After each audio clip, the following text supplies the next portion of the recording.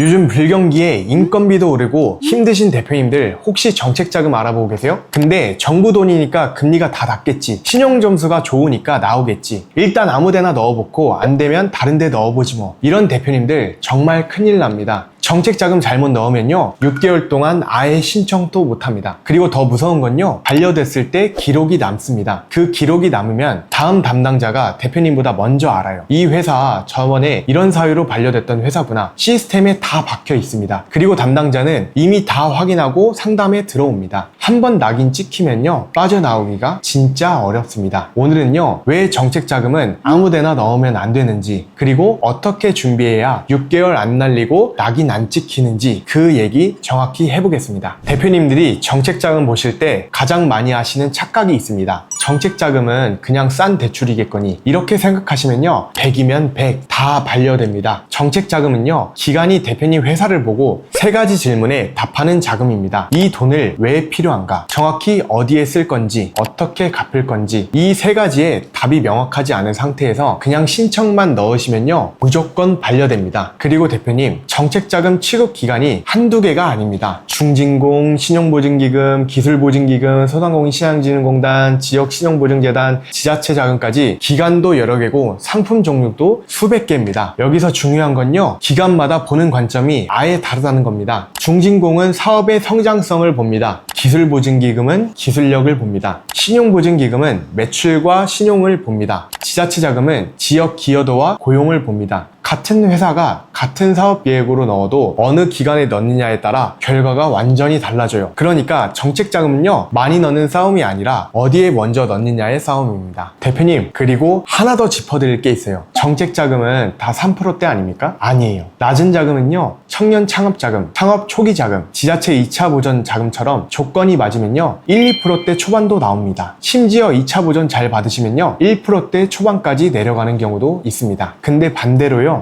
일반 운전자금이나 대환성 자금, 일부 특례 자금 같은 건 4%대, 5%대 후반까지 나옵니다. 심지어 5%가 넘어가는 경우도 있습니다. 대표님, 이거 계산 한번 해보시죠. 금리 2%대 자금이랑 금리 5%대 자금이랑 차이가 3%가 나잖아요. 3억만 받아도 연간 이자가 900만 원입니다. 5년이면 4,500만 원 차이입니다. 같은 정책자금을 받으시는데 어느 기관에서 어떤 상품을 받느냐에 따라 연 몇백만 원, 5년이면 수천만 원까지 왔다 갔다 하는 겁니다. 그래서 정책자금은요 받는 것보다 어디서 어떤 조건으로 받느냐가 더 중요합니다. 금리만 보시면 안 됩니다. 한도도 봐야 하고 보증료도 봐야 하고 상환기간, 거치기간까지 다 비교를 하셔야 됩니다. 제조업 하시는 대표님이었는데요, 이 대표님은 진짜 자금이 너무 급하셨습니다. 운전자금도 필요하고 매입자금도 필요하고 직원 인건비 부담도 되고 있었거든요. 주변에서 정책자금 좋다는 얘기 듣고 바로 신청 가능한 기간에 접수하셨어요. 일단 넣어보자, 안 되면 다른 데 넣으면 되겠지? 근데 결과는요 반려였습니다. 여기서 진짜 문제는 그 다음입니다. 이 자금이요 한번 반려되면 6개월 동안 재신청이 안 되는 자금이었습니다. 그러니까 대표님 입장에서는요 6개월을 완전히 날린 겁니다. 근데 대표님, 이게 진짜 무섭습니다. 6개월 뒤에 다른 자금 상담 가시잖아요. 담당자가 대표님보다 먼저 압니다. 아, 이 회사 저번에 이런 사유로 반려됐던 회사구나. 이거 이미 알고 상담 자리에 앉습니다. 시스템에 반려 사유가 그대로 낙인 찍혀 있습니다. 자금 사용처 불명확, 자금 계획 미흡, 기존 대출 과다, 이런 사유들이 낙인처럼 찍혀 있었습니다. 그러니까 담당자 입장에서는 대표님을 처음 만나는 게 아닙니다. 저번에 반려된 이 사유가 지금 해결됐는지만 명확하게 봅니다. 새로운 계획 얘기를 하셔도 어차피 저번에 이 부분에서 걸렸던 회사는 이 프레임 안에서 벗어나지가 않습니다. 결과는요 같은 사유로 또 반려됩니다. 한 번 잘못 넣은 대가가 단순히 6개월이 아니라는 겁니다. 정책자금 시장에서 대표님 회사에 낙인이 찍혀버리는 겁니다. 심하면 아예 못 받는 경우까지 생겨버립니다. 반대로 같은 제조업 대표님이신데도 이렇게 달라질 수 있습니다. 이분은 저희 오셔서 첫 마디가 이랬어요. 정책자금 신청하려고 하는데요 바로 넣지 말고 어디다 넣어야 되는지 먼저 한번 봐주세요. 이 한마디에 답이 있습니다. 바로 신청하는 게 아니라 어디에 넣을지 먼저 본다. 그래서 저희가 이렇게 진행했습니다. 첫 주에는 회사의 현재 상태를 다 봤습니다. 최근 매출 흐름, 부가세 신고 자료, 기존 대출과 보증 잔액, 거래처 상황, 자금 사용처, 사용 계획. 둘째 주에는요 기간을 봤습니다. 중진공으로 갈 건지, 기술보증기금 쪽이 유리한지, 신용보증기금이 맞는지, 지자체 자금이 더 좋은지 각 기간별로 금리랑 한도, 조건 자체를 비교했습니다. 셋째 주에는요, 자금 목적을 정확하게 나눴습니다. 운전자금 얼마가 필요하고 설비자금 얼마가 필요하고 원재료 매입에 얼마가 필요한지 숫자로 정리했습니다. 그 다음에는 상담에 들어갔습니다. 기관 담당자한테 이렇게 말씀드렸어요. 저희 회사는요, 매출이 이렇게 증가하고 있고요, 거래처 발주가 늘어서 원재료 확보랑 설비 증설이 필요합니다. 이 자금 투입 후 매출 증가로 상환은 어떻게 계획할 예정입니다. 그래서 저희는 이 기간 상품으로 신청드리고자 합니다. 결과는요, 승인,